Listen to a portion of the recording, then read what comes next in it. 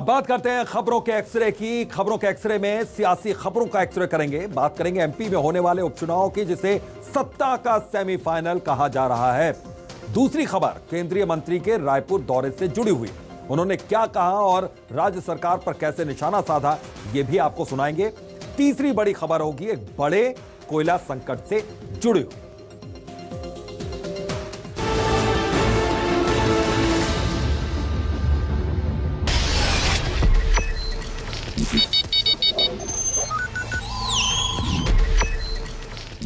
तो चलिए आपको मोटा मोटा बता देते हैं कि कौन सी खबर है जिसे आज हम अपने खबरों के पिटारे से चुनकर लाए हैं आपके लिए। सबसे पहले जिन खबरों का हम एक्सरे करेंगे, पहली खबर है सेमीफाइनल के लिए कांग्रेस की तैयारी। यहां दूसरी खबर की बात करेंगे रायपुर में कैसे निर्मला सीतारमण बरसी, और तीसरी खबर की हम बात करेंगे कि कोयला संकट से क्या ब्लैकआउट की स्थिति बनने वाली है।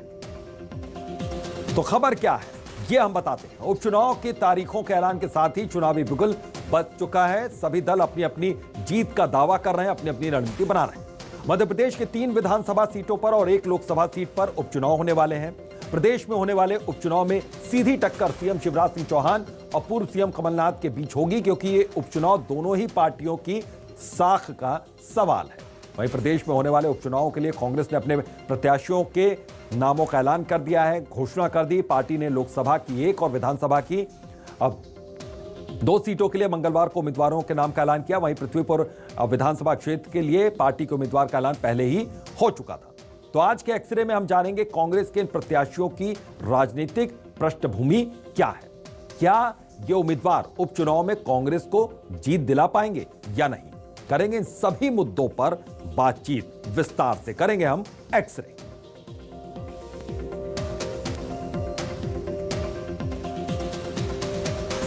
तो खंडवा से राजनारायण सिंह दावेदार होंगे। मांधाता से 3 बार विधायक रह चुके हैं राजनारायण सिंह। दिग्विजय सिंह के बेहद करीबी और खास माने जाते हैं और राजपूत और गुर्जरों पर इनका जबरदस्त प्रभाव है। अरुण यादव के विरोधी गुट के नेता भी ये माने जाते हैं।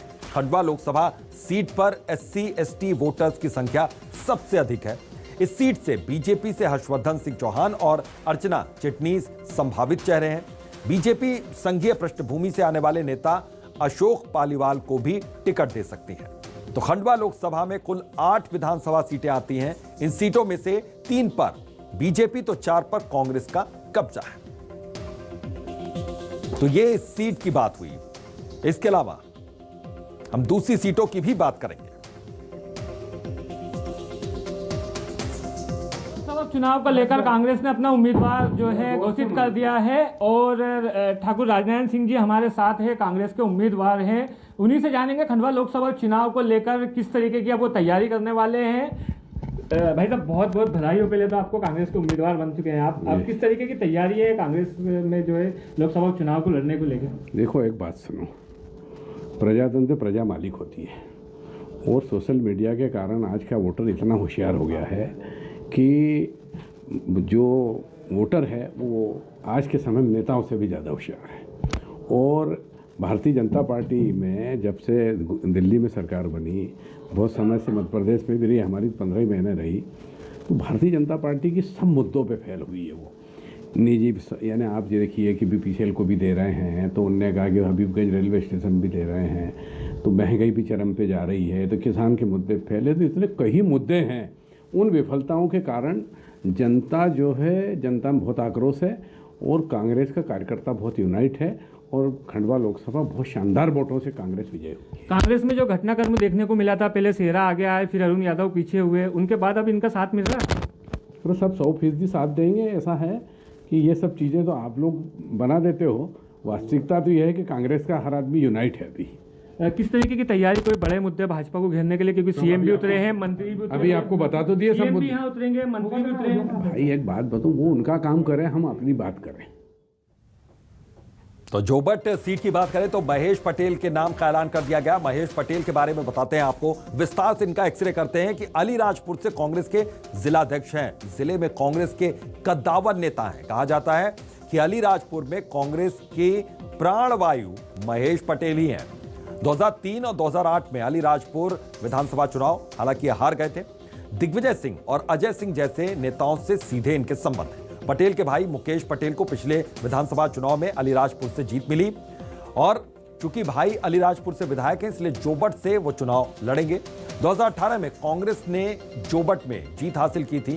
कांग्रेस की कलावती भूरिया ने बीजेपी के माधो सिंह को 2000 वोटों से शिकस्त दी थी। उपचुनाव में बीजेपी और कांग्रेस के बीच में कड़ी टक्कर होगी ये माना जा रहा है। हालांकि अभी उम्मीदवार के नाम का ऐलान बीजेपी को करना है। इधर रैगांव की बात करें तो कल्पना वर्मा यहां पर उम्मीदवार के तौर पर चुनी गई। कांग्रेस पार्टी में लंबे समय से वो सक्रिय हैं।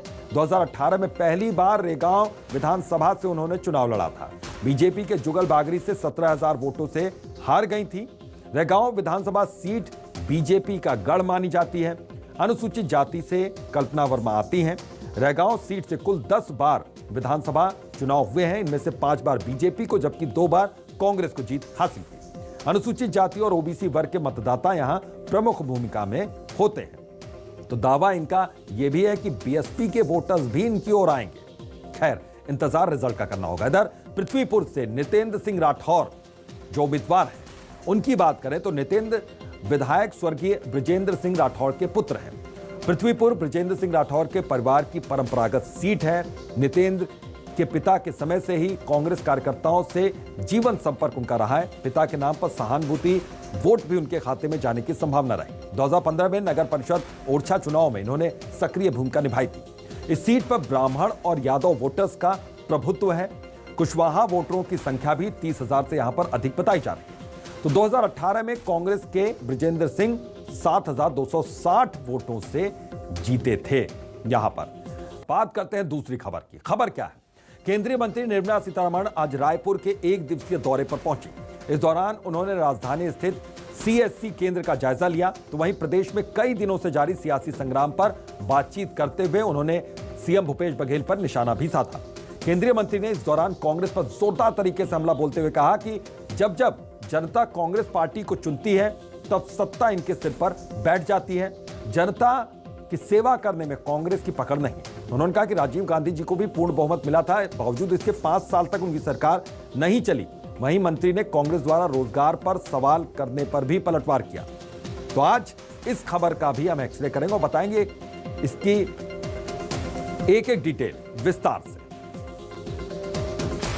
कांग्रेस को कभी भी उनके दिमाग से ये लूट वाला बात निकलता नहीं है, क्योंकि वही था ना उनके जमाने में। पानी में लूट, स्पेक्ट्रम में लूट, आकाश में लूट, खनन में लूट करने वाले वही है। वो शब्द ही उनके डीएनए में इतना है, उसके अलावा कुछ सोच नहीं आते उनको। पूरे इतना मेजॉरिटी के साथ जीतने के बाद उनके एमएलए जा रहे हैं दिल्ली और वापस बहुत एक 10-15 दिन वेट करके वापस भी आ रहे हैं। और मुझे आश्चर्य लग रहे हैं कि चीफ मिनिस्टर साहब स्टेटमेंट दे रहे हैं कि एमएलए गण वापस आ गए हैं, कुछ बदलाव नहीं है। अरे आपके जनता के सेवा के कार्यकाल में आप देख रही हो कि एमएलए जा करके मुझे बदलाव करेंगे, मेरा पोजीशन इतना हल्का है जो कि मेरा अस्तित्व इधर डाउटफुल हो जाएगा। आप जनता के सेवा में लगे रहना चाहिए, इसके लिए ही आपको वोट मिला। आपके एमएलए गण चले जा रहे हैं कैंप दिल्ली में और आप इधर भगवान को प्रार्थना करके बैठ रहे हैं कि क्या मेरा पोजीशन सही रहेगा नहीं रहेगा। और वो वापस आ रहे हैं आनंद से। आप ये भी बोल रहे हैं कि भैया आ गए, आई एम सेफ नाउ। तो देखा आपने निर्मला सीतारमण ने बघेल सरकार पर किस तरीके से हमला बोला। उन्होंने साफ तौर पर कहा कि सीएम बघेल अपनी पोजीशन की चिंता करते हैं, पोजीशन को लेकर बेहद चिंतित रहते हैं। कांग्रेस के विधायक सिर्फ रायपुर से दिल्ली की यात्रा ही करते रहते हैं। जनता ने काम करने के लिए वोट दिया, लेकिन पद बचाने का यहां पर काम हो रहा है। सत्ता कांग्रेस के सिर पर सवार हो जाती है। तो निर्मला सीतारमण ने यह खास बातें कही।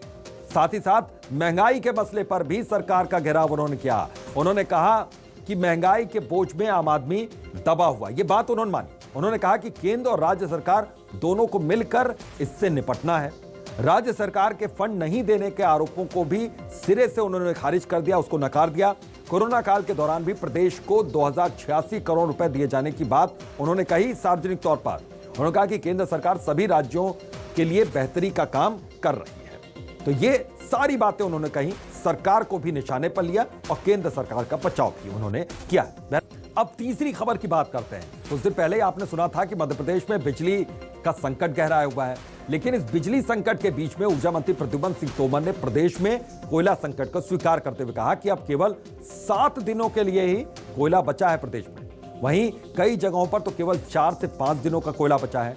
उन्होंने प्रदेश में बिजली की समस्या नहीं होने का दावा करते हुए कहा कि कोयला मंगवाया जा रहा है। लेकिन आपको बता दें कि बिजली संकट सिर्फ मध्य प्रदेश तक ही सीमित नहीं है, बल्कि जानकारों के मुताबिक जल्द ही पूरे देश में कोयले की कमी की वजह से बिजली संकट गहरा सकता है।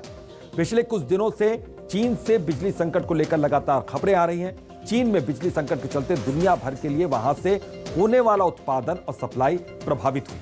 दूसरे देशों की कई कंपनियां भी बता रही हैं कि उनका कामकाज बिजली की वजह से प्रभावित हो रहा है। तो वहीं अब भारत में भी बिजली संकट की बातें सामने आने लगी। तो एक्सरे की तीसरी खबर में इस पर हम विस्तार से बातचीत करेंगे और परत दर परत इसकी खोलते रहेंगे। तो सबसे पहले हम आपको सुनाते हैं मध्य प्रदेश के ऊर्जा मंत्री प्रद्युम्न सिंह तोमर को, जिन्होंने न्यूज़ 24 मध्य प्रदेश छत्तीसगढ़ से बातचीत में कहा कि प्रदेश में कोयले की कमी है। इस बात को उन्होंने स्वीकारा। मेरे साथ तो ऊर्जा मंत्री प्रद्युम्न सिंह तोमर मौजूद है, उन्हीं से बात करते हैं। सर, कोयले को लेकर कब तक समस्या जो बनी हुई है कब तक हल हो जाएगी और क्या कुछ आपकी तरफ से तैयारियां हैं? देखिए, ये कोयले की स्थिति है, ये पूरे राष्ट्र में है। देश में लगभग 135 थर्मल पावर में, जिसमें 72 थर्मल संयंत्र ऐसे हैं जिनके पास 3 दिन का कोयला बचा है, किसी में 10 दिन का बचा है। तो आज हमारे मध्य प्रदेश में हमारे पास लगभग 2.5 लाख मेट्रिक टन कोयला हमारे स्टॉक में है।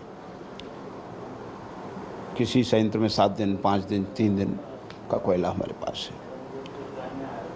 और उस कोयले की आपूर्ति के लिए हमारे द्वारा, हमारी मध्य प्रदेश जनरेशन कंपनी द्वारा टेंडर भी किए गए हैं अभी 8 लाख मेट्रिक टन के।